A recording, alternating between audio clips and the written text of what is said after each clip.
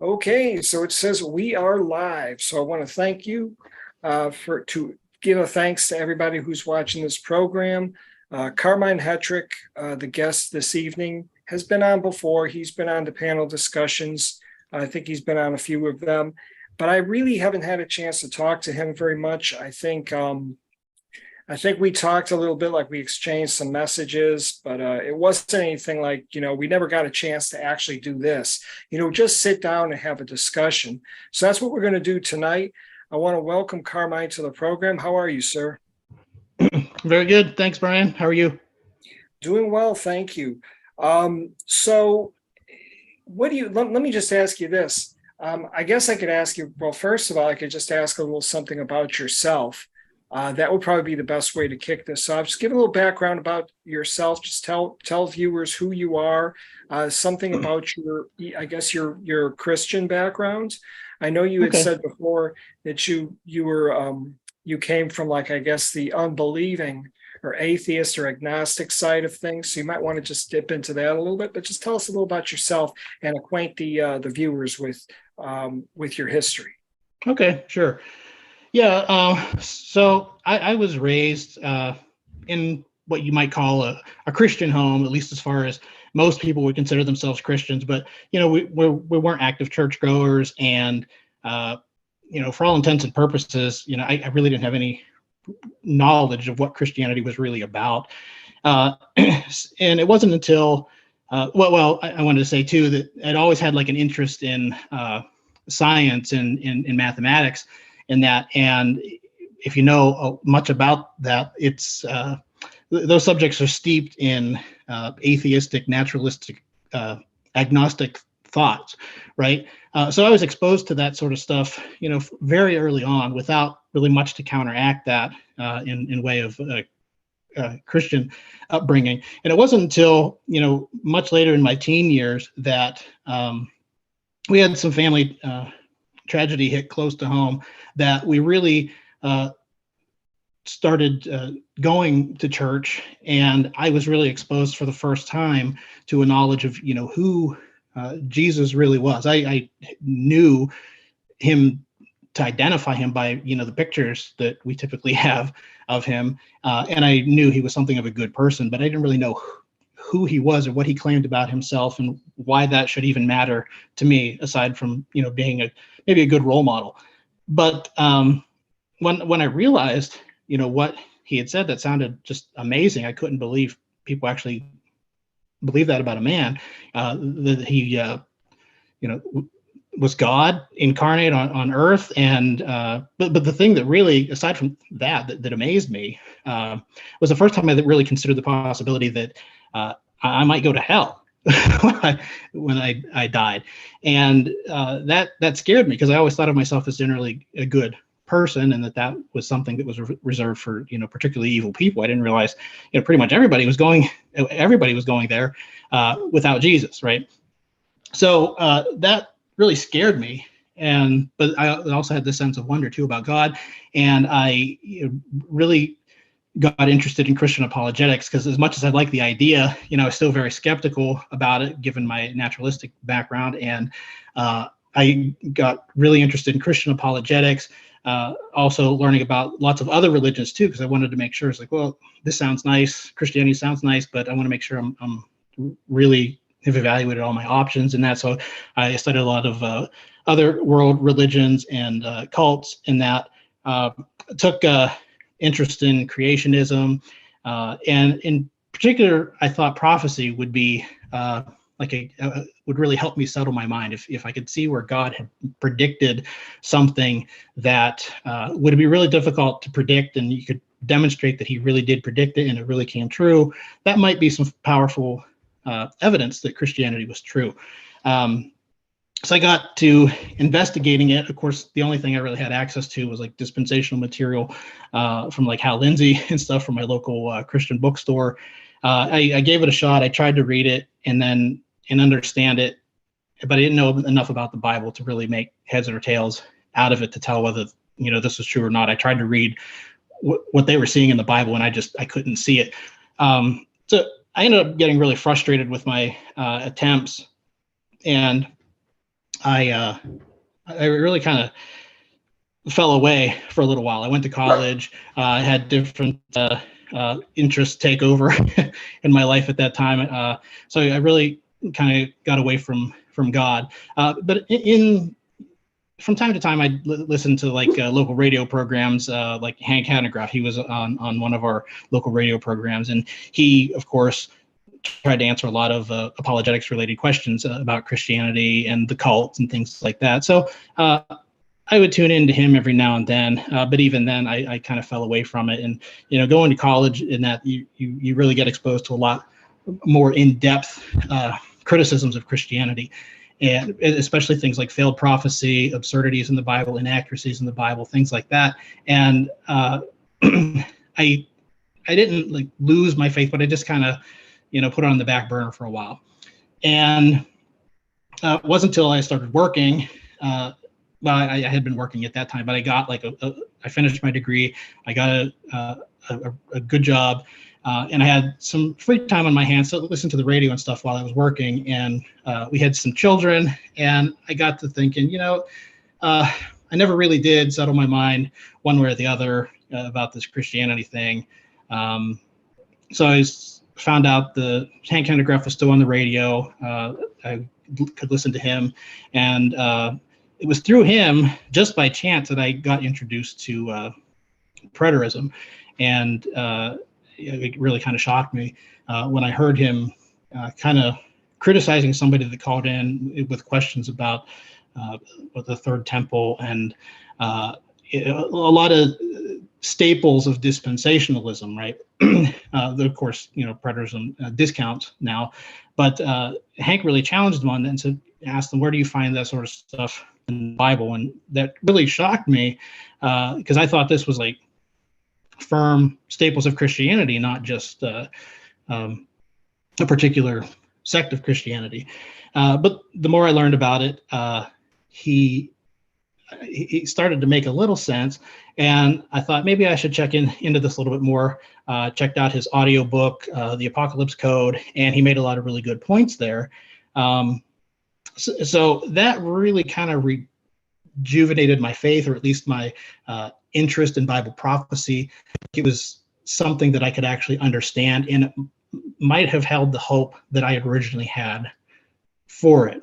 And it wasn't long after that, I started really looking at the biblical text and studying it for myself. I followed along with Steve Gregg, who Hank Hanegraaff also introduced me to, and he really opened my eyes to a lot of things. But after all of that, I realized that most everything was already fulfilled in the Bible, and it really left me wondering what is left to be fulfilled. And I started toying around with this idea of full preterism, although I didn't quite understand all the implications and nuances of it.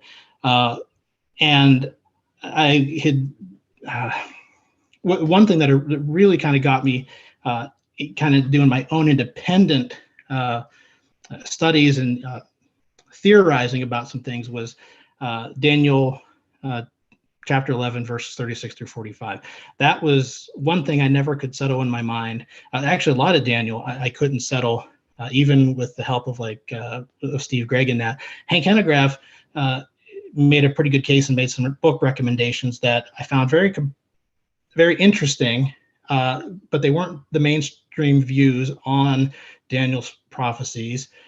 They were more in line with maybe what the skeptics would say about Daniel's prophecies, but he found a way to make them fit with Christianity and kind of validate Christianity. But there's some things about his theory that didn't quite add up, particularly about Daniel 11, 36 through 45, which had always stuck with me, even from reading Hal Lindsey's book when he applied that to the Antichrist. I could never understand what that passage was really about. And it was a really contentious passage too, among skeptics. They'd say that was actually evidence that Christianity and even Judaism weren't true because it was a failed prophecy. So I really was anxious to find a solution to that. And that prompted me to reach out to Hank Hanegraaff. He recommended this book by Dr. Robert Gurney called God in Control, an exposition on the book of Daniel. And he said that the way he interpreted those passages was that there's this really bizarre transition that took place right around verse 40. And he really didn't have any good evidence to suggest that, other than the fact that it fit history very, very well. Okay, he couldn't really justify why the transition would take place the way it did, not just between like kings of the same nation, like happens all the time in that prophecy. It's the prophecy of the kings of the north and south, right? And there were some really bizarre things he said happened, that these kings actually changed their nationalities at that point in verse 40, and there's really no indication from the text that should happen. And but other than that, it really fit history. So I set my mind to really trying to understand what was going on there. Everything else the guy said made sense, but that was a sticking point for me, and it was also a sticking point for his critics. So I studied that out, and what I found was very unexpected, but it made perfect sense of exactly what happened in that text. And I finally settled my mind that this guy was right. He didn't know why he was right, but I thought I had the answer, and I documented that on my YouTube channel. But then it got me to wondering, about these principles of exegesis that we typically apply, and why, how valid are they? If something like that, so unexpected, could happen in those verses, but be so clear, what about some of these other things? And not only that, but I really got to the point to where if everything had been fulfilled like I was thinking it could have been, instead of strengthening my faith, that really challenged my faith, because at that point it was like these guys just tried too hard to make everything fit. It's like the end came when the Messiah was supposed to come, and it didn't happen, and it looks like they just spiritualized everything. And they didn't, it's not like they even had a great case based on like the Old Testament. They could say all this stuff was predicted in the Old Testament, right? I mean, that's the claim, but when you evaluate that claim, the case is very weak. And so I really found myself in a crisis of faith there. I felt I had some understanding that may be useful to other people, but it started, I really started to have a crisis of faith. But every now and then something would catch my interest, and I'd try to understand it a little bit better, and see if there's anything beyond what I had learned in either partial preterism or full preterism that could maybe, counter these thoughts that the New Testament writers were just trying to appease people and make it look like their God really hadn't failed. He succeeded in everything he said he would do, but they did it kind of after the fact. At least in the case of 70 AD, right? That a lot of the other stuff was so obscure that they made it up, and they just when 70 AD though happened, that really catapulted Christianity into the limelight as a valid explanation. It seemed like that at least was a valid prediction that Daniel had made in Daniel 9, Daniel 12. Jesus affirmed it, and that itself could have been an explanation for why Christianity catapulted. And it may have been Daniel's predictions that actually made that happen. Around that time, the messianic expectation drove people to take a lot of risks that they wouldn't have otherwise taken, trying to bring in the messianic kingdom, and they brought it upon themselves precisely when Daniel said it would happen. So even that, I didn't find a very good apologetic for Christianity. So that really devastated my faith, counter to what you might expect. But it was because I felt everything had been just made up to compensate for God not fulfilling his promises. So, but I guess I never lost hope, or I kept finding things in the times I would happen to think about this stuff. I think, that's kind of interesting. Maybe there's more to it than I understood, or that people generally understand there. And maybe that's worth investigating. What I found, to make a long story short, what I found was a lot of stuff that really contradicted my belief in preterism, and helped me understand some things about the scriptures that obviously weren't put there to convince people that God had been right. They actually made him look quite wrong. And it deliberately looked like people had given up hope, that God had led people to believe these things. But when you consider some of the things like what I saw happening in Daniel 11, verses 36 through 45, and you kind of set some of the staple principles of preterism, like audience relevance and the circles of context, and letting the Bible interpret itself, and all of these things, and letting the time statements and stuff guide you, let the clear versus the unclear guide you. I found that you could demonstrate some things that were unclear so conclusively that it made you realize that what was going on in the text there wasn't quite as simple as we would expect it to be. That the audience, it wasn't Jesus's intent necessarily to impress his audience, his immediate audience, as it was to impress maybe people later who would come along and look at his words, and not really be able to tell definitively one way or the other. Were these things written after the fact? Were these really prophecies, or were they written vaticinium ex eventu, right after prophecy from the event? And maybe that's why they look so accurate. But there's really no other credible evidence that any of the ways God said he was going to bring in the Messianic kingdom actually materialized. And so that really got me interested in solving some of these, or exploring these types of solutions to a lot of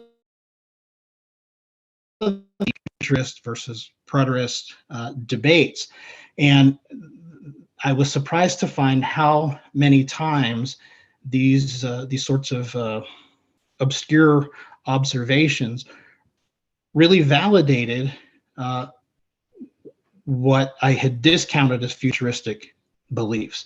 So that was really kind of my motivation then. I found a lot of things that I felt validated the Bible as a book that was not written just to convince people that there was a God who could see the future and influence the future, but it also made me question a lot of the things that I had learned from preterism too. So that's a fairly long-winded tour of my background, but that's really what brought me to where I am today, and has given me some of the views that I have at this time. All right. Well, thank you for that introduction. So it sounds like you're fairly familiar with the doctrines of preterism, and you've weighed in on a few panel sessions. I think you were involved in 3, I believe, or maybe it was 2. I'm not really sure, but it was you've had a chance to weigh in. But there was so much talking going on among the different panelists that you didn't really get a chance to, and I guess nobody did really get a chance to get a good presentation in. But what do you think of the panel sessions? What was your feedback? Because I've asked other people, I said, and it's kind of a mixed response I get. Some people think they're good. Then other people say, hey, man, you need to cut out the, 9 people is too much. Now, I'm going to agree with that. That's probably too much. But what's your take on the panel sessions? Do you enjoy them, or do you think they could be done differently, or what do you think? Yeah, in general, I like them from the perspective of getting to hear a lot of other people's viewpoints and that. But when it comes to preterism and that, and a lot of the ideas that are floating around, there's kind of a grab bag, right? There's just tons of different viewpoints and different observations that people can bring up, and it can be really difficult, to get much of your point across, especially if it's particularly distinct from the common viewpoints out there. And I think that's definitely the case with my view on a lot of things. So yeah, I think sometimes the conversation can get a little muddy. But I think you had some suggestions as ways that you thought you could maybe improve that, make them more focused by maybe having, somebody chosen by chance to kind of present on the topic for 15 minutes or so, and have people kind of weigh in and cross-examine them. And that I think that actually that sounds kind of appealing to me. That it would maybe give more of an opportunity for people to see the strength of your case, and to hear your case, and then to see the strength of it in the ways that it can stand up against the opposition. Right. And, the problem with the panel sessions that I've seen, and I like doing them, I really do. But the problem that I've had is the interrupting. Well, there hasn't really been a lot of interrupting, which is great. And that's unusual because some of the panel sessions I've been on, it's like just people interrupting each other constantly. And some of the ones I've seen, it's like, none of the people can really speak. So I think that going, in turn, one person weighs in, that goes to the next person, then it goes to the next person is great. But that's only if people respect time limits and don't interrupt each other. So Right. a problem that I've seen, and it's not so much everybody. There are some people who really do, are very, very time conscious, like Dave Preston, SoCal Preston. He's very time conscious. He puts himself on a timer, and when 4 or 5 minutes is up, he might go a little bit beyond, which is fine. But there's other people, that are going to go on for like 9 minutes. And that to me it frustrates the purpose of the panel, which is you want to get around the room at least 3 or 4 times in 2 hours. It's difficult to do that. And so, yeah, I agree with you. There's different formats that can be used. So one of the formats that I was thinking of is to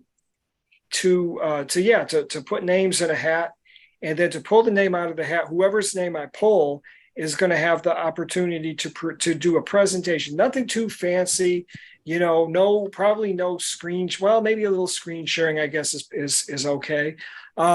Maybe 15 minutes, right? And then once that's over, then I ask, are there any objections? And at that point, we open the floor. Now, objections. Okay, so objections are just, are okay, and also supporters are okay too. So you want people that can also support you. So if somebody agrees with that person's point, they should be able to challenge the objectors. But so that could be, good conversation. And then, of course, if that lasts, that lasts 40 minutes or so, you got time for two or three rounds before the thing's over. But what I wanted to ask you was, I know that you had been mentioning something to me before about wanting to discuss. There was a few passages that you actually wanted to discuss, and I cannot remember what they were about. I think you had said something. I think it was during our discussion on Daniel. You had said something like, well, I have a view I can't get into it tonight, but maybe if we do a one-on-one, we get into it. I just don't remember exactly what it was. Yeah. Well, I don't remember exactly either. There's a lot of things. I did get to touch on quite a few of those things, maybe not in the detail that I could in the panel discussions, but I did try to wiggle some of that stuff in there, like my views on Daniel 12, specifically about the really enigmatic 1,290, the 1,335 days, and how they are actually interpretive cues to help us understand, really what is going on there. And they tie in with a lot of other passages too, like the Queen of the South that Jesus said would rise in the final judgment, in conjunction with the beast who judges the harlot from Revelation 17. And it even ties back into Solomon and his visit from the Queen of Sheba. But the passages where Jesus mentions like the Queen of the South, who is the Queen of Sheba, right, which is a wordplay on the number 7, parallel to the 8th king beast who judges the harlot in Revelation 17. That those passages are part of the Olivet Discourse, and you start to see some symbolism there that most people don't seem to have picked up on. But it's quite evident when you look at all of the evidence that can be presented there. It's really difficult, I think, to argue against what Jesus was doing there, and it really casts a lot of doubt on how rigid these time statements are in those particular passages. And when you consider this, well, I'll call it like a dual reference, that there's a duality in prophecy that's been demonstrable from the very beginning, from the very early chapters of Genesis. There's evidence of duality in the speech of God. And there's evidence of that duality in Daniel 12. You see the evidence of duality in Revelation concerning the beast in chapters 11 through 13, chapter 17. And you even see evidence of that duality in the words of Jesus, in the time statements, seemingly ironclad time statements that you think there's absolutely no way around this. Jesus was talking about his contemporaries and only his contemporaries. You actually find a very believable, credible explanation for what he was doing there. And it's not just a workaround of a difficult passage. It also demonstrates that Jesus was thinking even beyond, what he was being asked. He was answering questions that were related to what was being asked, but he was planting some seeds there that astute people could pick up on and realize what he was doing. In many ways, he made himself look kind of foolish to the majority of people, except for maybe preterists. But you can see that he was really doing some masterful things there that were perfectly consistent with the speech of God in the Old Testament too. And to me, I think that solves a lot of problems in these debates between futurists and preterists. And I think it has a tremendous apologetic value too, in demonstrating that the Bible is a very intricate book that it kind of contradicts a lot of our expectations, but in a really powerful way. So you had said, you'd asked, if there's anything in particular I could talk about.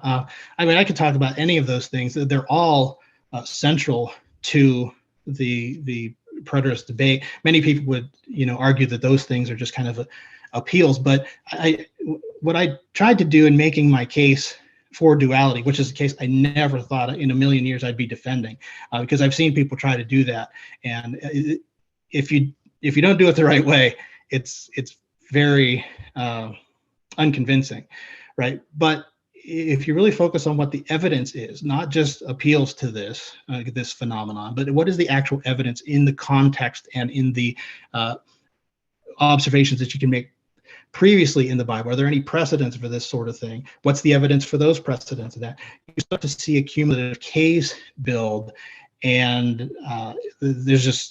ended up seeing too much of it to be able to ignore it. And now I'm openly advocating for this. And I think it's a powerful explanation for some of maybe the most difficult questions that preterists, both partial and full, would pose to futurists. Right. What do you think about, let me ask you this, because you mentioned duality. I think there's a very a very powerful argument in the fact that Jesus Christ has two comings. Whereas if you read the Old Testament texts, is really not, there's really no passage that actually says, it speaks as if it's one advent. Now I understand, the rabbis have those, the theories, Messiah ben David and Messiah ben, I understand that they split it up like that, but just reading the actual text, studying the text, you would think that he would have wrapped it up all in one advent. So I think that, duality, whenever I explain that to people, I always say, well, there's two advents, and that wasn't found in the Old Testament. You can only learn that from the New Testament. So there's two. He comes, he offers himself as a sacrifice, and he goes away, and then he comes again. So, what do you think of that? You think that's just a coincidence, or do you think that's part of the package? No, I definitely think that's part of the package.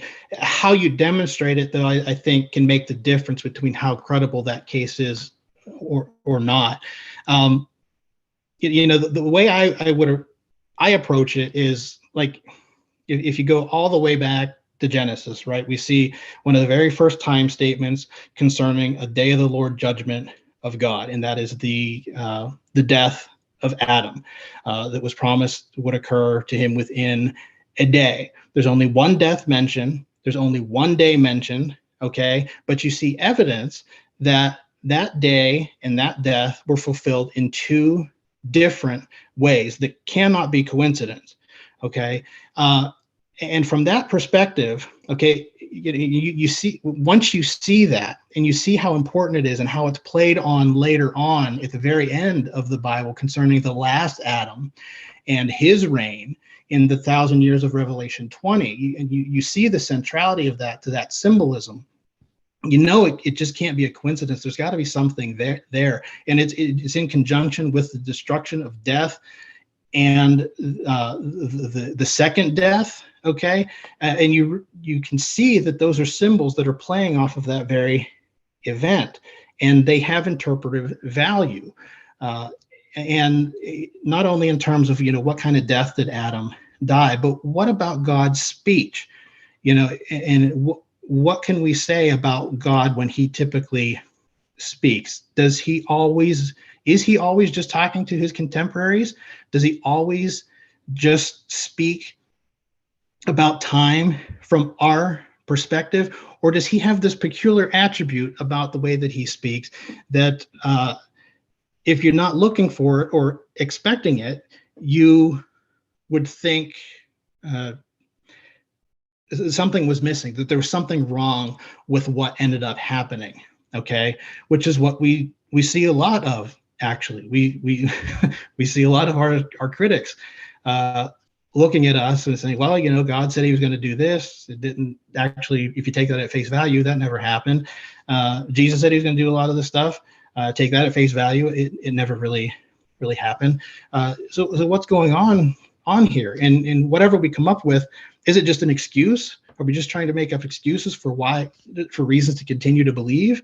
Or is there some evidence, powerful evidence to back that? So, when I talk about duality, it's not so much, I try not to just make that appeal because it's too easy to do without evidence. That's kind of like the go-to move for a lot of futurists. But I really wanted to look at the evidence and the biblical precedents. And we have a very powerful one right in the death and the day in which Adam died. And if you take that forward and look at some of the other events that happen, and you're looking for elements that would suggest, hey, there's a duality of reference going on here, not necessarily a double fulfillment or a type, okay, but the intent of the actual author or the person speaking was to imply to people who were sensitive to their cues that they were saying two different things at the same time. They were like maybe using plays on words, which is, I really think, a huge piece of the puzzle for a lot of the time statements that Jesus used. So, I agree with you that duality is part of the package. Okay, but we need to be able to demonstrate that in some powerful ways, and I think that's what's lacking in a lot of the cases that are made for that sort of fulfillment. Right. And I agree with that. I think it's difficult though explaining, when you talk about when you even mention dual fulfillment, you get this kind of knee-jerk reaction. Oh, Mm-hmm. that's the most foolish thing in the world. But I think, to be honest with you, I think it runs all throughout the scriptures. For you got the first Adam, second Adam. You've got David, you've got the son of David. You've got type and anti-type. You've got the heavens and the earth. And believe it or not, I don't, I agree with you though that it has to be done the right way. In other words, you can't just start pulling it out of a hat and say, well, this is the interpretation of this, because to be honest with you, I like to go by the text. So, if the plain sense makes good sense, seek no other sense. So in a passage like, say, Zechariah 19, I try to make, I don't look for exotic interpretations. Now, it's not to say that an exotic interpretation doesn't have a grain of truth in it. That's not what I'm saying. But I'm looking for the straightforward explanation that's going to make sense with all the other scriptures. And I haven't really found a lot of that in preterist theology. As myself, I was a full preterist universalist at one point. So Mm-hmm. I already know the system inside and out, and I know how to explain. I know things that they haven't even thought of. And if I was really convinced that Christ came in AD 70, I would have had to go back to Universalist. Mm-hmm. But knowing the explanation, knowing now that that's not really the right approach, I think it becomes important that we explain it, like you said. We offer a good explanation, an explanation that's going to satisfy probably the most scrupulous critics. So let me ask you this. So Mm-hmm. you had mentioned something about the time statements. Yeah. He's at hand. He's coming soon. All these things will take place quickly. How do you get around that? What is your solution? Is there a solution? Is it hiding in plain sight, or what is it? Right. Yeah, yeah, that's a good question, and that's a question I like to actually face head on now, because that's like the big one. They always come back to, no matter what you say, no matter how you can explain something, it's like it always comes back to the time statements. How do you get around the time statements? Well, and there's this claim that there's 101 time statements. You can't possibly get around 101 time statements. I think that's greatly exaggerated. There really aren't 101 ironclad time statements. I think there are fairly few, but they're powerful ones, and they're particularly the ones that Jesus used.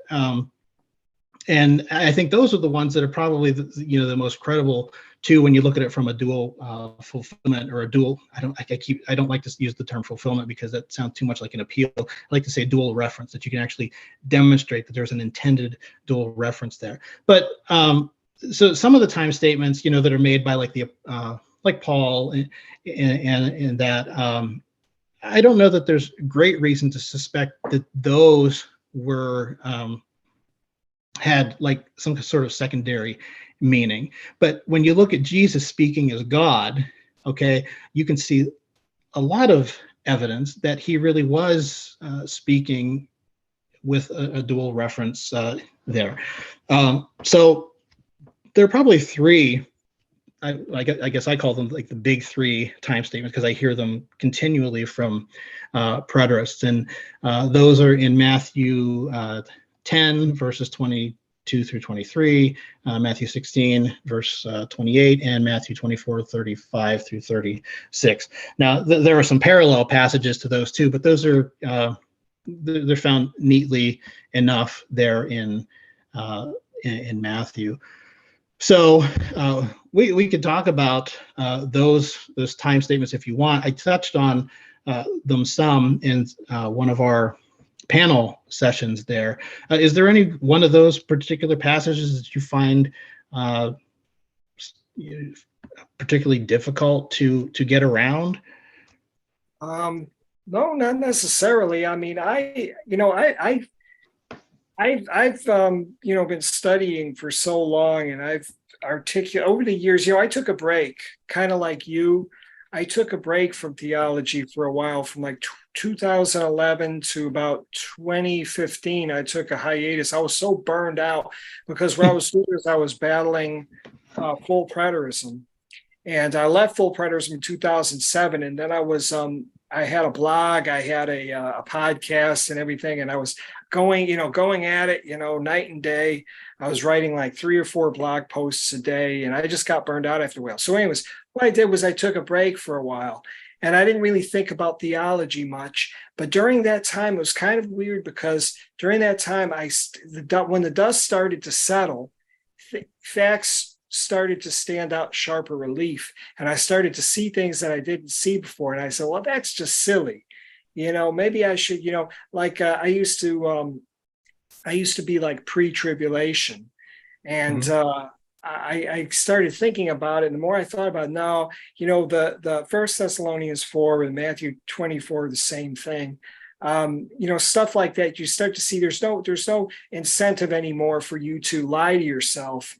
When you're taking a break, there's just no more incentive to do that. So you tend to approach things more honestly. But the only time statement that I think of that I can think that might be a little bit difficult,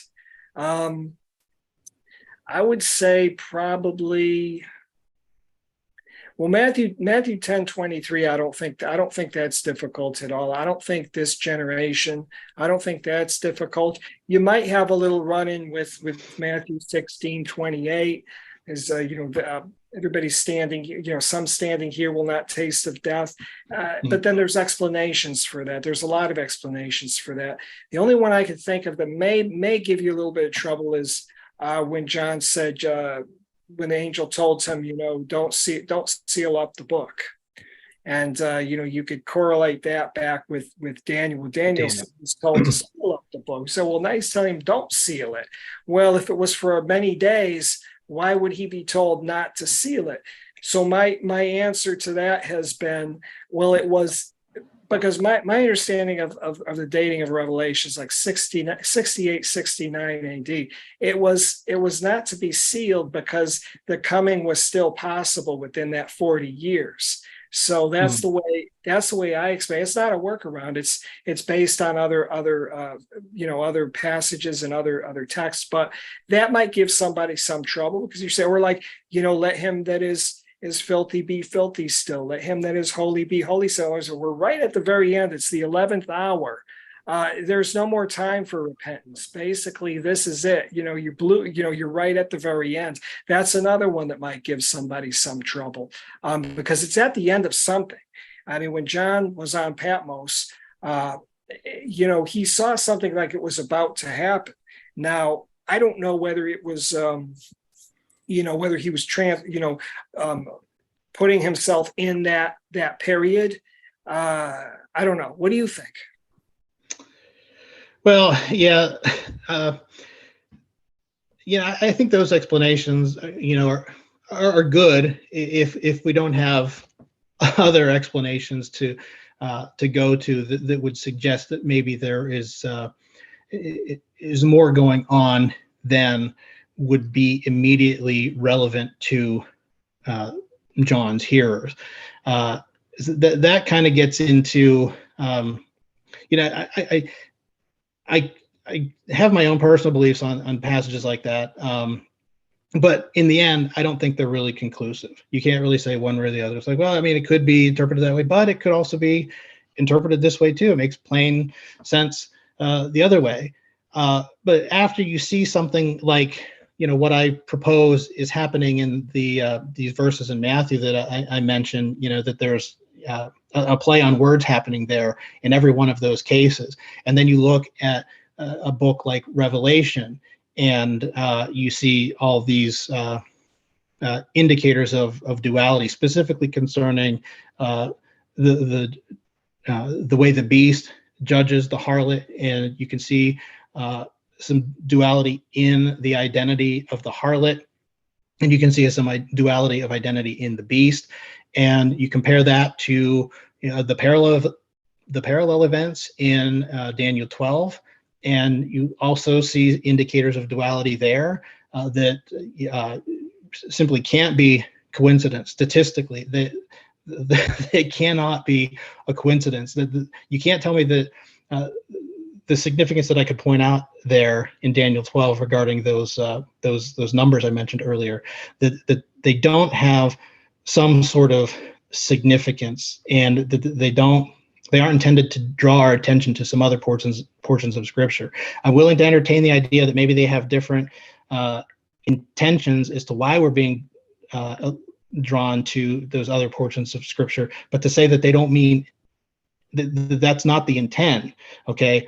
I'm not open to. There has to be some connection between what Daniel's doing in Daniel 12 and what's happening in other portions of Scripture, and it just happens to demonstrate what I think is quite compelling, that there is duality in other portions of Scripture too. But again, you've got to be able to demonstrate that and to show that there's evidence from the context for that, and that it actually fits with some sort of a biblical precedent concerning this phenomenon of word plays or the use of numbers to suggest some sort of intentional secondary reference in the text, or other indicators as well. So I wouldn't have much conclusive to say regarding the specific passages that you're talking about sealing up the book. I think those explanations that you hear and that one of the ones you put forth, I think they're good enough if you're already favoring one view over the other. But as far as deciding it one way or the other, I don't think I'd have much to say there. That I think the majority of the case to be made is in a lot of the symbols that you see being used in some of these passages. And I know symbolism and figurative language, and that is often useful as a way of getting around, of making the text say something that seems to favor full preterism. But when you really delve into the symbols and you look at them and the figurative language and what its intent really seems to have been, and that it seems to have been to suggest duality to what is going on, that I think just demolishes that case and doesn't leave you really many places to run as far as appealing to figurative or hyperbolic language. Right. So how would you describe your eschatological view? I know that you've said, I don't remember if you actually said what is your view? Are you a amill, post mill, pre mill? I know you might not can fit in a box. Yeah, good. Yeah. That's a good question. I actually don't think either of those views, the mainstream views on the answer a lot of the questions I had satisfactorily. I think I was probably strongly leaning towards Amill at one point, but then I got to learning some of the other things that I have documented, and I got to looking at the millennium again, and I actually I think I've coined a term called apiero millennialism. That's what I would call what I adhere to, and that is the idea that the millennium it doesn't end. That I realize you could look at the text and you say, well, clearly it's got an end, but I've gone through the text in Revelation 20, and I firmly believe it does not end, and it's intentionally written in finite terms to establish the parallel to the failed 1,000-year reign of the first Adam, to emphasize the success of the 1,000-year reign of the last Adam. But both reigns were intended to be eternal, and the symbolism of 1,000 was used as a symbol of either a lost eternity, or a lost immortality, or a gained immortality. So like in the case of Adam, he failed to reach the 1,000 years. In fact, all of the pre-flood patriarchs came very close to 1,000 years, but they failed. But Adam failed by a very significant number, by 70 years. And where he failed, the last Adam succeeded, and he reigned for the 1,000 years.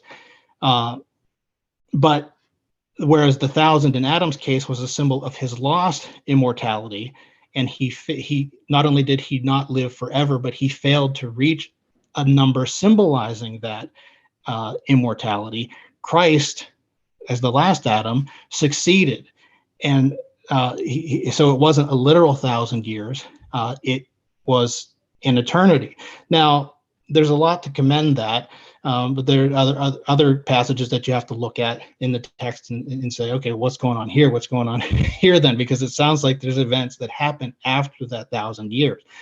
But in each and every case, you can look at it and say that there's something very peculiar about the way that it's phrased that is actually suggestive that those events, although they're stated, they either don't happen, they never happen, or they already happened and they're just being brought to our attention to remind us of why the other events are not going to happen either. So, so I view the 1,000 years is kind of in the events that kind of come after it, like Satan's release. When you say, Satan is going to be released after the 1,000 years, that's kind of like our modern expression, but in prophetic terms.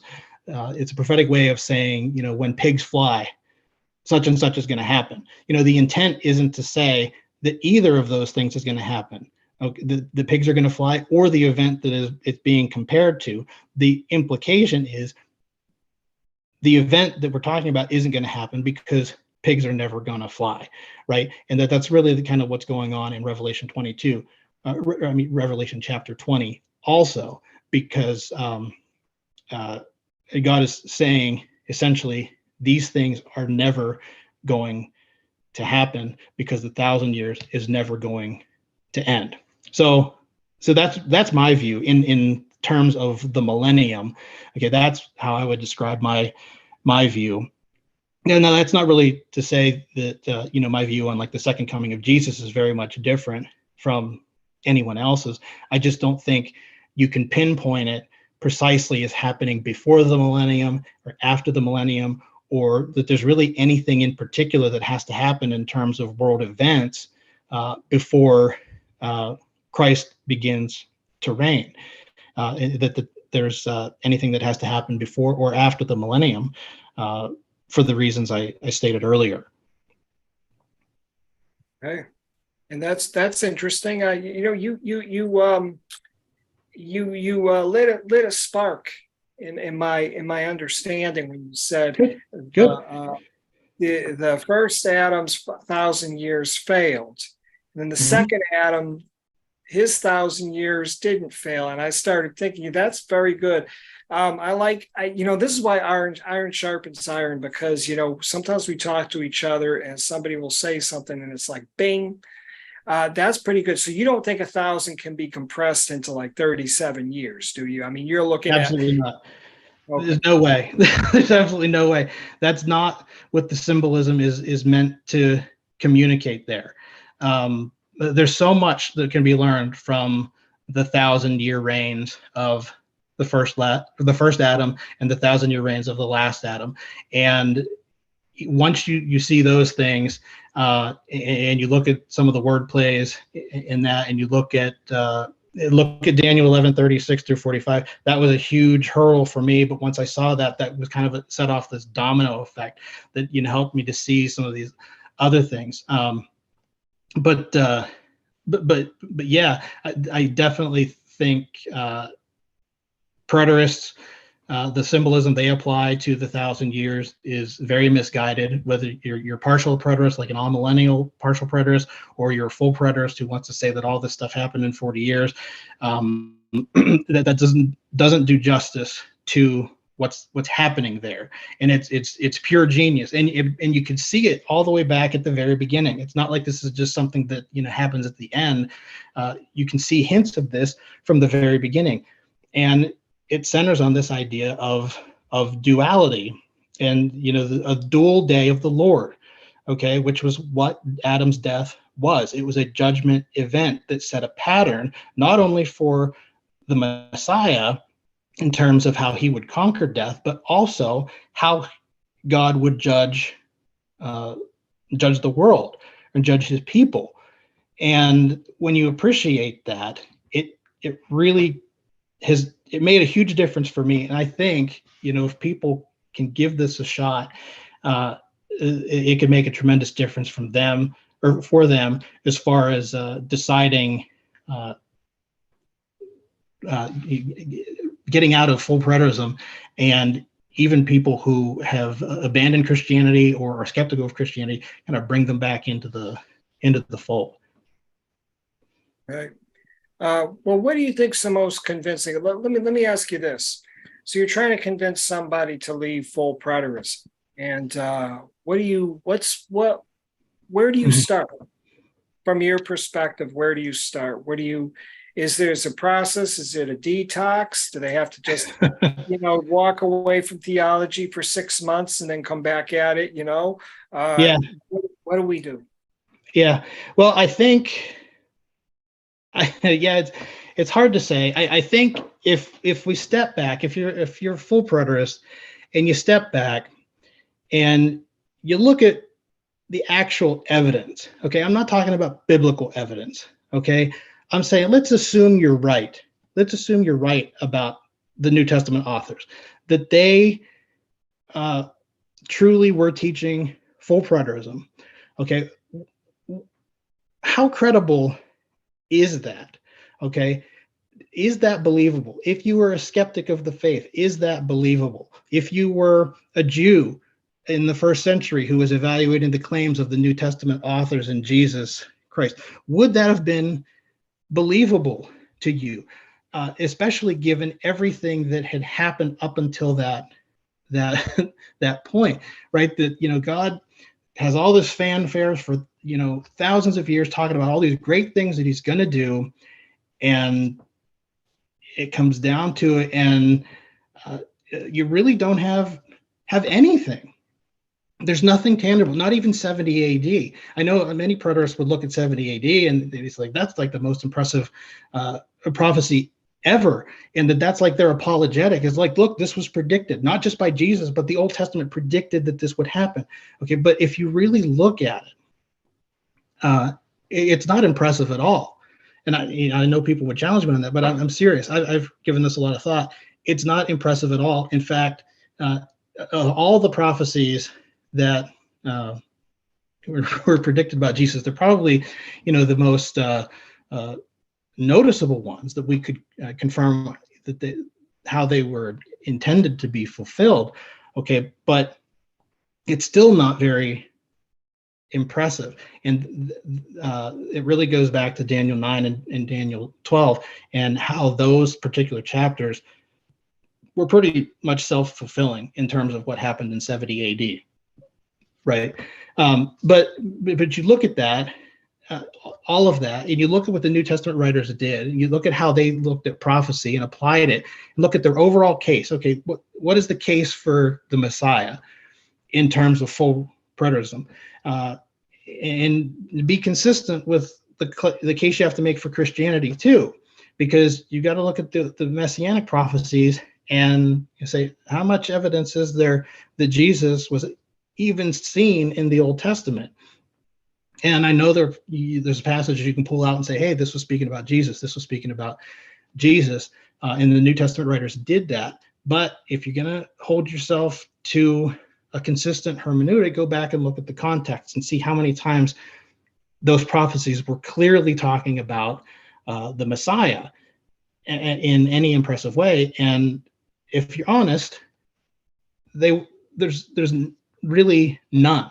There's no evidence in prophetic terms that you can be consistent with in your application to arrive at full preterism that would vindicate that belief. That you can make an appeal that the New Testament writers were inspired and they could see things that most people couldn't. And if we start with the New Testament, then that lends them credibility, but you have to give them credibility on other evidence that really wasn't admissible in terms of evidence based on the Old Testament tests for false prophets, like miracles, even like miracles like rising from the dead.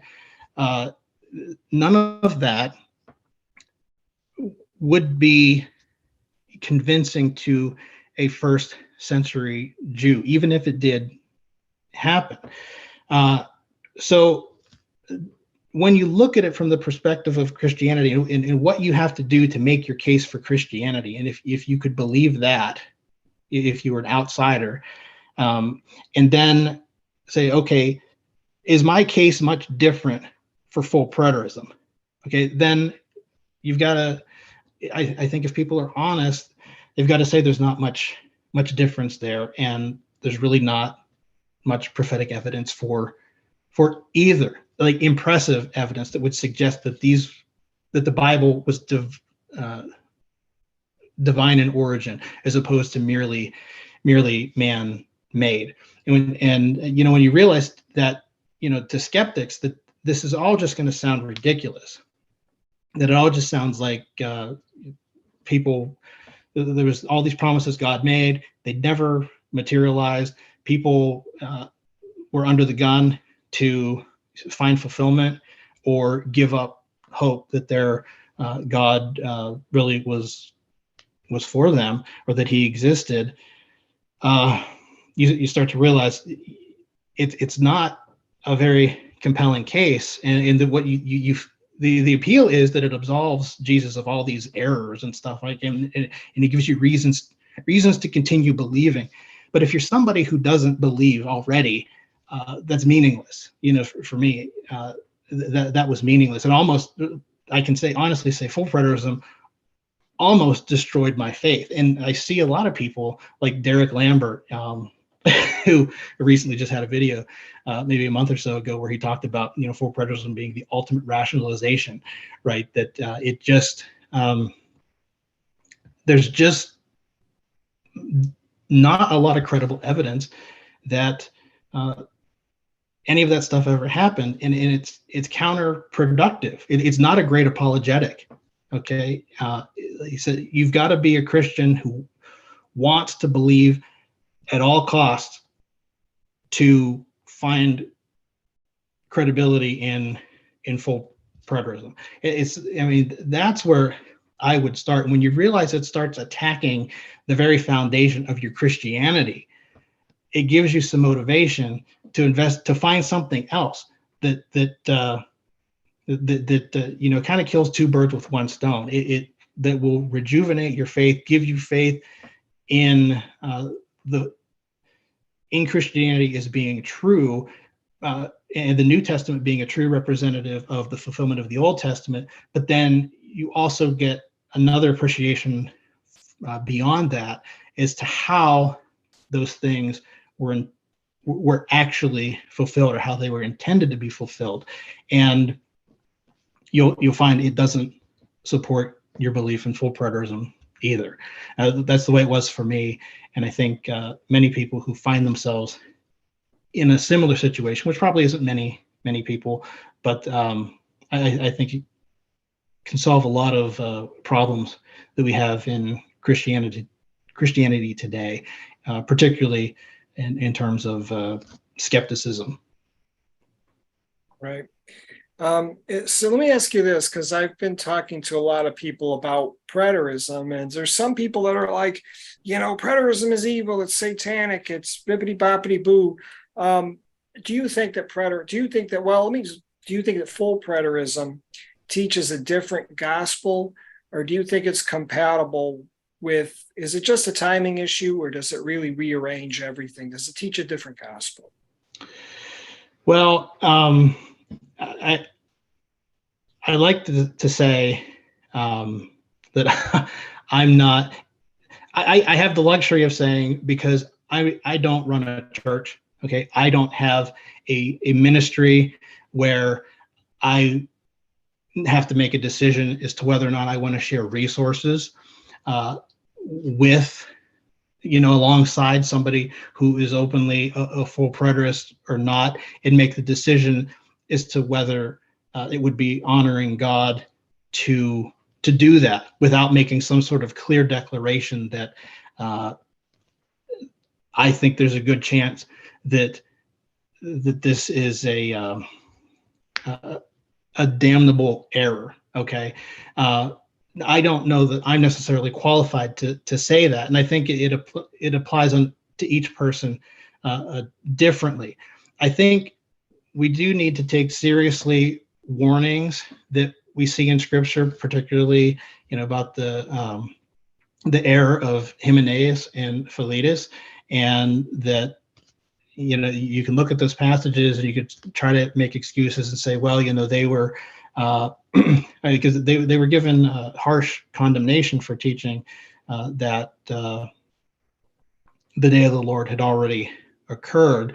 You could try to say that was only because they were doing it in a certain way, or they were doing it at a certain time, but then after 70 AD things changed. You could try to get around that, but I've tried to do it, and I think there's a good case to be made that it is a dividing line.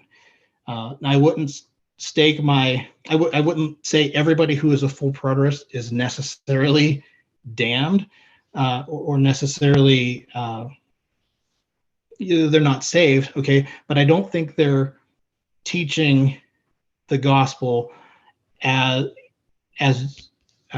Jesus and God intended it, or that it really gives justice to what they've done. That it essentially gives them Jesus and God a pass that they're almost offended to have attributed to them. That it really comes down to them looking like they didn't fulfill their promises, just like I was saying earlier, that we're too easy on them, and we're not holding them up to the standard they set for themselves. We're just saying, well, we're just expecting too much of God.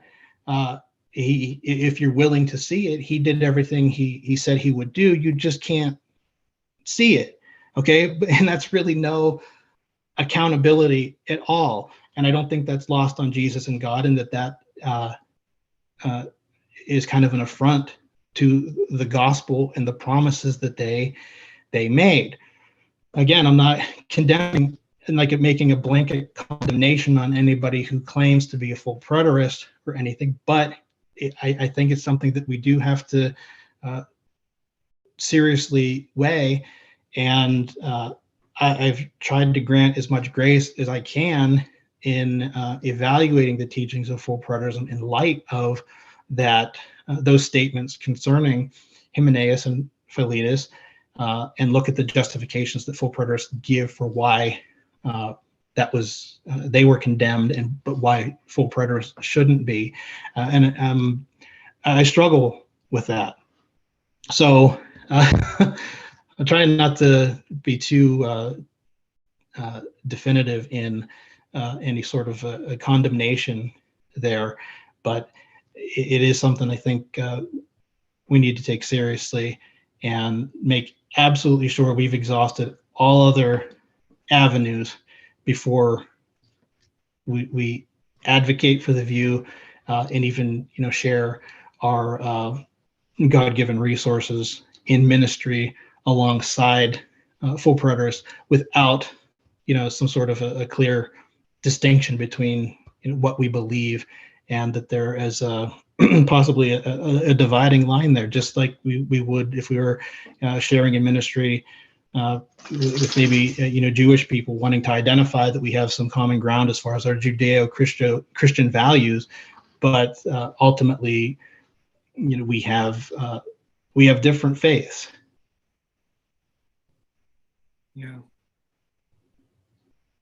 Yeah, I agree with you.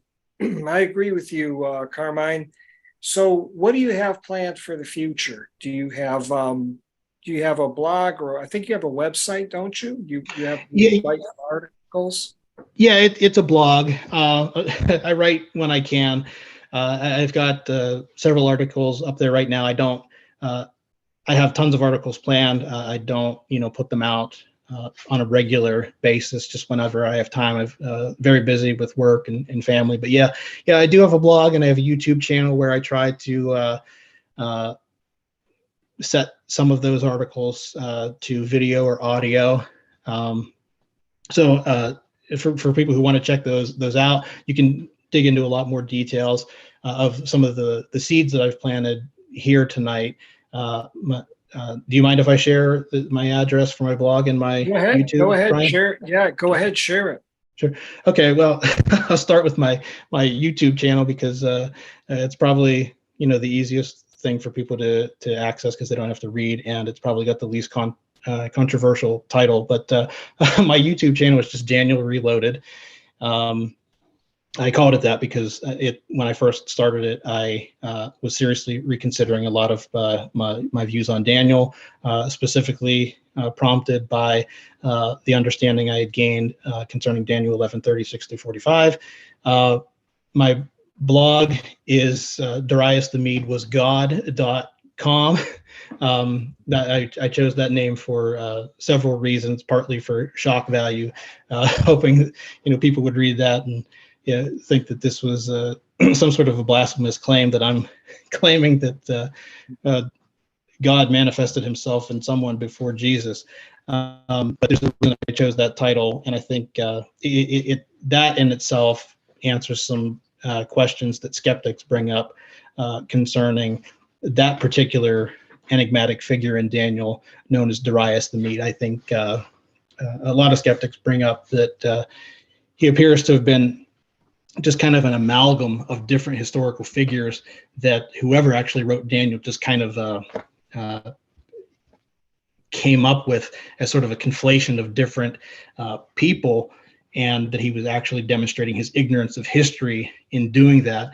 But like so many mysteries that I found, I think that conflation was actually deliberate, and it was meant to downplay God's the role of any particular man in Israel's history and put the emphasis on God where it belonged. And I think that is so. Ultimately, Darius the Mede was a representative of God himself, and there's a lot to evaluate about this man that would sort of validate that suggestion. But a lot of the evidence follows along the lines of the other kinds of evidence that I would present for many of the arguments I make too. So anyways, that's my blog, DariusTheMedeWasGod.com. But I deal with a lot of topics that come up in the course of the preterist and futurist debates too, specifically concerning biblical prophecy.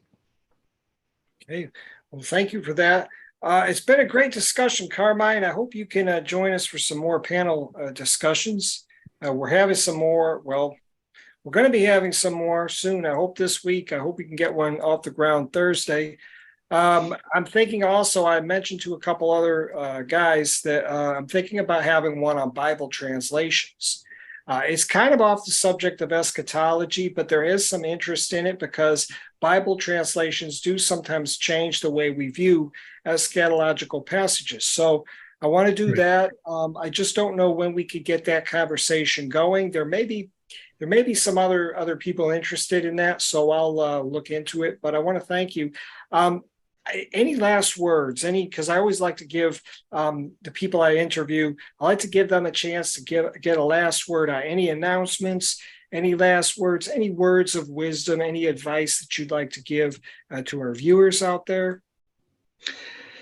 Yeah, I guess I could just reiterate that if you are considering, full preterism as a valid interpretation of biblical prophecy, that you don't neglect the how this appears outwardly to people like me who come from a skeptical background, who want to believe, but they want to believe for the right reasons. And when you look at full preterism and even Christianity, okay, in terms of how the New Testament claimed Old Testament prophecies were fulfilled, how compelling is that from an apologetic standpoint, to an honest skeptic, to someone who is not willing to rule this out,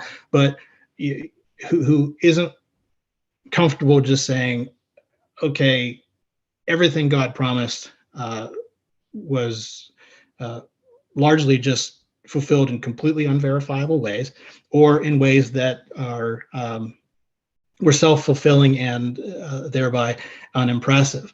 And if you look at it from that perspective, I think it kind of gives you some reasons to question the benefit that this view actually has to Christianity. I know people think that sometimes it's the greatest thing since sliced bread, that it just opened their eyes to so much error that they had before. But once that high wears off and you realize what you've really got in terms of evidence, it can be really disheartening and crushing for your faith. I've seen full preterists actually leave the faith because of that. Now, other people leave the faith for other reasons and stuff too, but it's a view that does have an impact, and I don't think we should discount the effect that it has from an apologetic standpoint. And if you're willing to look at some other evidence that can convince you, that might carry some weight or significant weight with skeptics, and counter their arguments that Christianity was largely a product of men wanting to justify a failed God, then you also find it strikes at the very core of the principles that led you to full preterism, and will at least rejuvenate a belief in like a primitive futurism. So that's what I would encourage people to do, is just look at the evidence you really have in front of you for your faith, for your God, and if you're honest with yourself, is it a compelling case? And if not, maybe give some of these other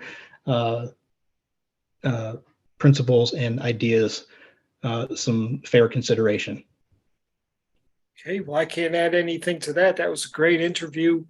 Carmine, thank you so much for coming on board. As I mentioned yesterday, I do have a debate that I'm supposed to be moderating on Wednesday. It's between Tristan Gabriel, 21st Century Mind, and Zachary Taylor. It's going to be a debate between FP and IO. Should be pretty interesting. And then Thursday, we have a panel session. So, Carmine, if you'd like to join us, hopefully we can get a few guys together. We could start this new idea that I have. But I want to thank you for coming out tonight and for being interviewed. I want to thank everybody else for weighing in, everybody who visited the live chat, and everybody who commented. We'll be back tomorrow. So, or actually not tomorrow, but we'll be back Wednesday. So thank you. I have a blessed evening, and we'll see you Wednesday. Yep. Thanks, Brian.